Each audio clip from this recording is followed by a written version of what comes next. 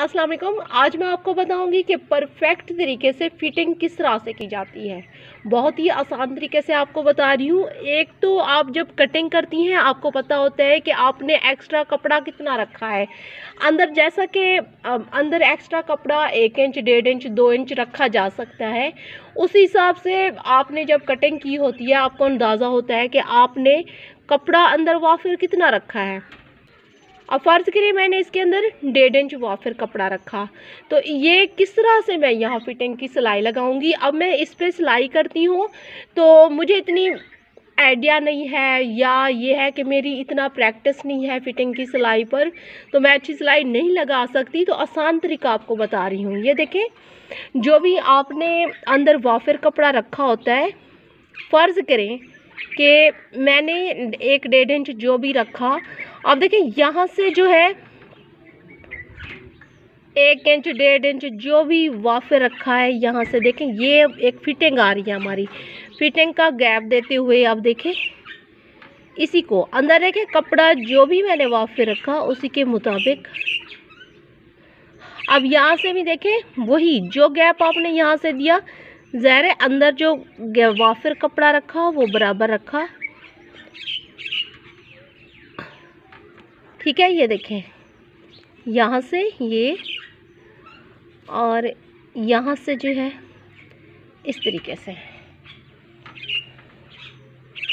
बहुत ही आसान तरीके के साथ आप पहले चाक से, टेलर चाक से, या जो बोर्ड मार्कर पर चाक यूज़ होते हैं आप वो यूज़ कर सकती हैं।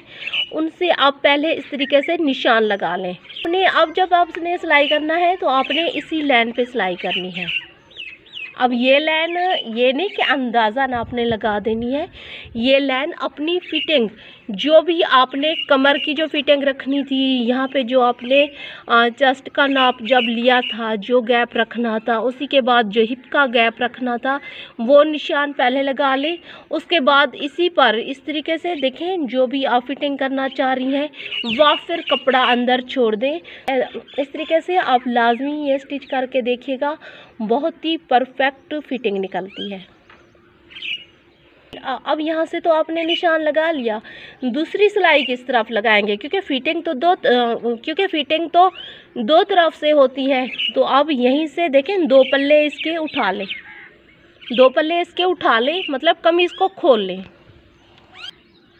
अच्छा सॉरी, एक हाथ में मेरे मोबाइल है तो एक हाथ से ही मैं ये करके दिखा रही हूँ। ये देखिए ये मैंने सामने रखा है ताकि इसी के मुताबिक मैं यहाँ पे भी, अगर आपका अंदाज़ा ठीक नहीं है तो चाहे तो इंची टेप से नाप भी सकती हैं। ये देखें जैसा कि मैंने आपसे कहा, जो भी आप फिटिंग का गैप रखना चाह रही हैं, ये देखें ये जो कट दरमियान में, ये जो थोड़ा सा कमर का जो कट लगाया था ये वो है। अब इसी के मुताबिक जो आप अंदर अपनी जो आपकी फिटिंग है वहाँ पे आपने निशान लगा देना है। फ़र्ज़ करें ये फिटिंग मेरी यहाँ तक आ रही है, ठीक है, तो मैंने वहाँ पे, अच्छा सॉरी ये ब्लैक है, आपने टेलर चाक, बोर्ड मार्कर चाक ब्लैक बोर्ड पर यूज़ होते हैं वो यूज़ करने हैं। ये मैंने निशान लगा दिया। इसी के मुताबिक आपने जो भी आपकी स्लीव्स का जितने आपने खुले रखने हैं उसी के मुताबिक आपने बाकी जो अंदर फिटिंग के लिए छोड़ना है उस पर भी आपने इस तरीके से निशान लगा देना है। ठीक है, इसी के बाद आप जो हिप का आपने नाप लिया था, जितने भी आपने खुले रखने हैं, हिप का जो मतलब ही हिप की जो चौड़ाई थी वो रखते हुए बाकी पे इस तरह से निशान लगा दें।